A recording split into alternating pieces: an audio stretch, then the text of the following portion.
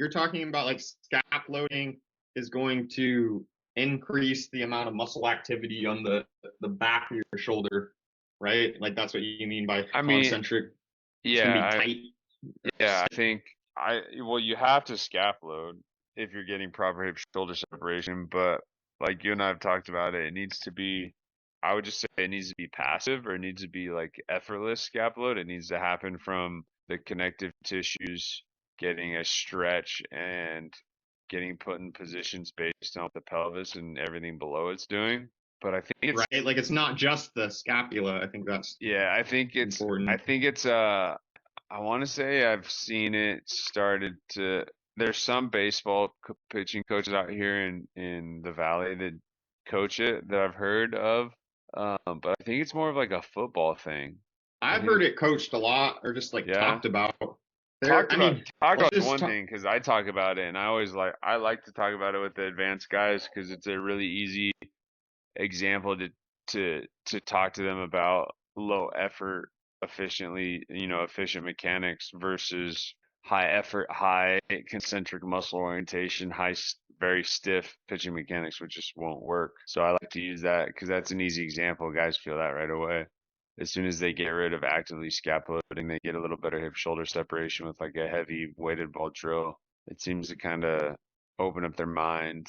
It's just an easy way to get a feel, link a visual or a thought process with a feel.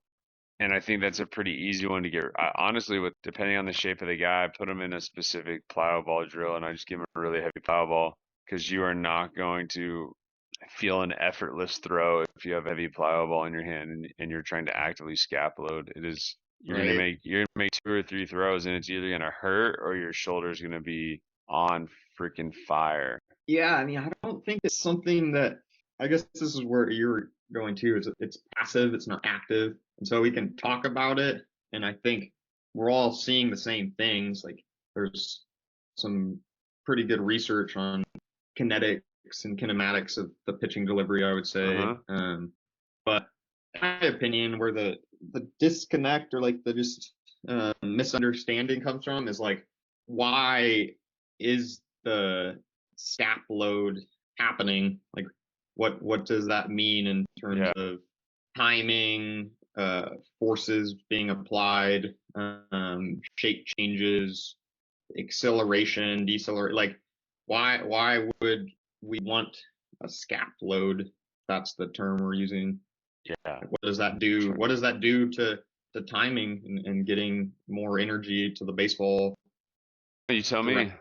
Thinking of like what we were talking about with Hutch in terms of the delay and like the ERs, Hmm. because that's a position of like maximal horizontal abduction and external rotation. Like you're trying to create the maximum amount of space. I think about like distance, like the more time you have to apply force and acceleration into the baseball, the harder you're going to throw. I think there's some research on that where they linked like horizontal abduction to higher velocities, but like I don't think it's because they literally have more horizontal abduction. I think it's the delay of the rib cage where they're able to separate. I mean, that's I think like hip shoulder separation, where the pelvis has rotated, and you're able to hold back Hmm. the thorax, the rib cage, just long enough to get that stretch of the connective tissues. But if you have a lot of muscle activity, like for example, if you're actively trying to create the scap load Hmm. with your muscles, Hmm.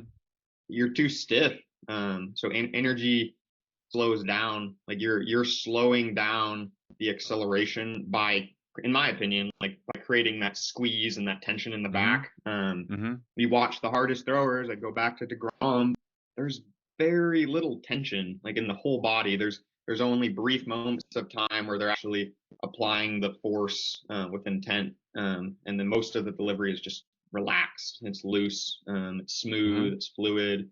So that's where the scap load comes from, in my opinion. And we're seeing it, but I think we're misinterpreting what it is, why it's happening, and then we're just trying to coach We're it. yeah, we're coaching it wrong.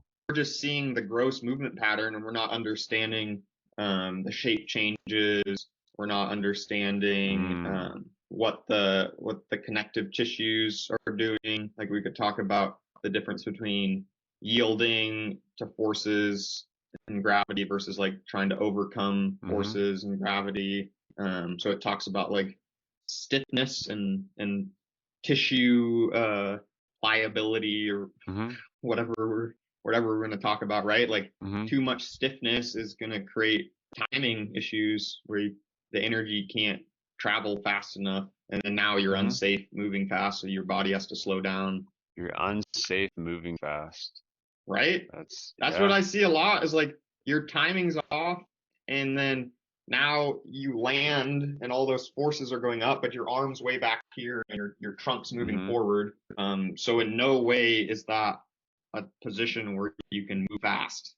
And it's not about strength. It's not about mechanics at that point. Like it's literally timing where yeah, like the energy that you were trying to transfer, it's gone. It moves so fast that like you didn't capture it in the right time, and then now you throw slow. it's the bottom line, right? I like that. It's the same concept with hitters too. My big league hitters want as little tension as possible until the last second.